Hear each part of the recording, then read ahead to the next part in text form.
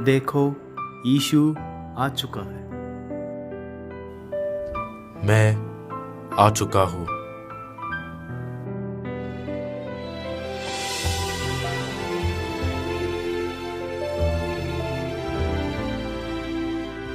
मैं तुम्हें अनाथ न छोड़ूंगा, मैं तुम्हारे पास आता हूँ।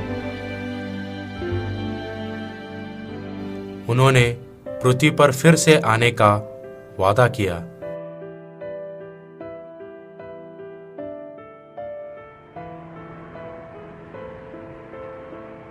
सन 1918 की कड़ाके की सर्दी में वह पृथ्वी पर दूसरी बार आए, जैसा कि उन्होंने वादा किया। उनका जन्म पहले आगमन की तुलना में गुप्त रूप से हुआ। किसी ने सोचा भी न था कि वह उस ढंग से आएंगे।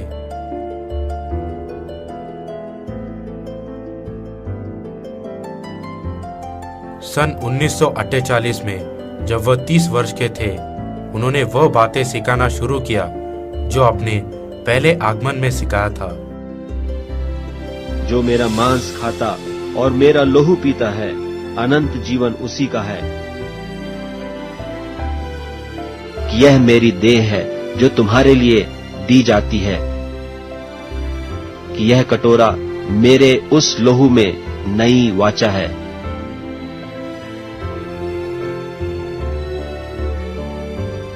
उन्होंने पत्थर तोड़ने का काम किया। यह उससे अधिक कठिन परिश्रम था जो उन्होंने पहले आगमन में किया था। उनके हाथों और कंधों पर घावों का चिन्ह छोड़ा गया। उस समय से अधिक जब वह पहली बार आए थे, लोगों ने उन्हें तुच्छ जाना। अब लोग कहते हैं कि वह परमेश्वर नहीं है। लोग अभी भी आकाश को देखते हुए उनके द्वितीय आगमन का इंतजार कर रहे हैं।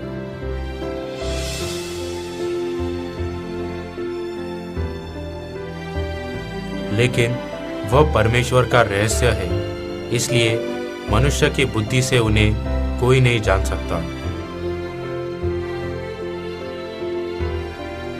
जब हम बाइबल देखते हैं, जान सकते हैं कि वह कौन है। वह नई वाचा के फसह का पर्व लेकर आए हैं।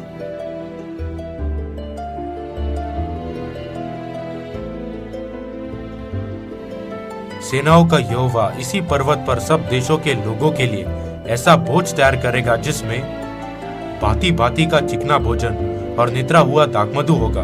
वह मृत्यु का सदा के लिए नाश करेगा। उस समय यह कहा जाएगा, देखो हमारा परमेश्वर यही है। हम इसी की बाट जोते आए हैं कि वह हमारा उद्धार करे।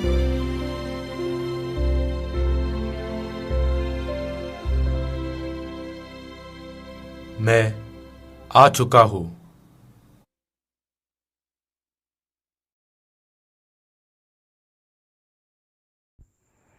देखो प्रभु यीशु आ चुका है। मैं आ चुका हूं।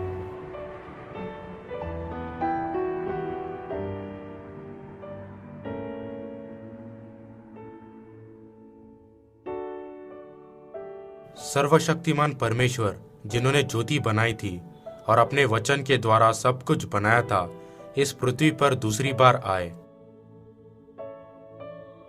सन 1948 में जब अंजीर के वृक्ष की डाली जो 1900 वर्ष तक सूख गई, कोमल हो गई और उसमें पत्ते निकले, मसीह कोरिया में आए और उन्होंने सुसमाचार का प्रचार करना शुरू किया। वह देश जहां इज़राइल के नबियों ने मसीह के आने की भविष्यवाणी की थी, पृथ्वी के पूर्व के छोर का देश कोरिया था।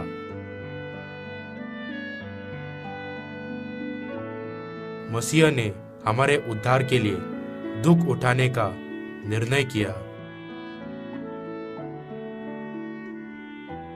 लेकिन अपनी आत्मा के लिए जीवन की रोटी के बजाय हमने अपने शरीर के लिए रोटी की तलाश की।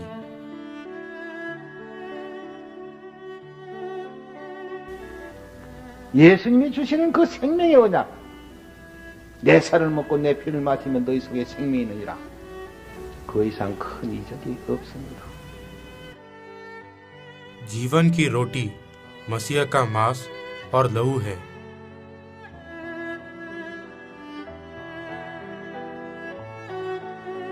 लो, खाओ, यह मेरी देह है। तुम सब इसमें से पियो, क्योंकि यह वाचा का मेरा वह लहू है जो बहुतों के लिए पापों की क्षमा के निमित्त बहाया जाता है। मसीह को नई वाचा के फसह का पर्व लेकर हमें बचाने के लिए दूसरी बार आना चाहिए था।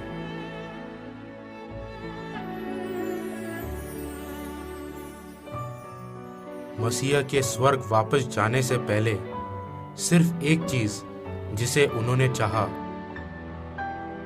वह यह है कि आप उद्धार पाए। यदि मसीह पृथ्वी पर न आए होते, हमने न जाना होता कि प्रेम क्या है।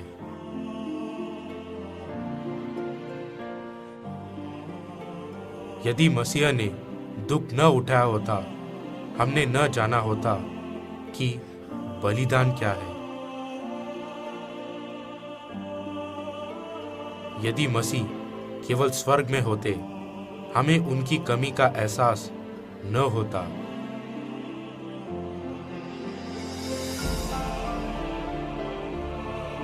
हम मसीह से प्रेम करते हैं जो हमें बचाने के लिए दूसरी बार आए। क्या आपको सुनाई देती है? आपके मन के दरवाजे पर मसीह के खटखटाने की आवाज क्या आपको सुनाई देती है?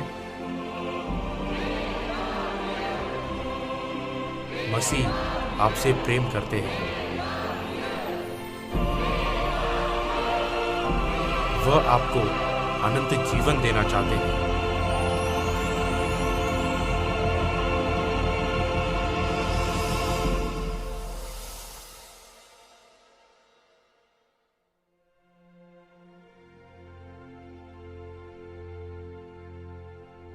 मैं आ चुका हूं।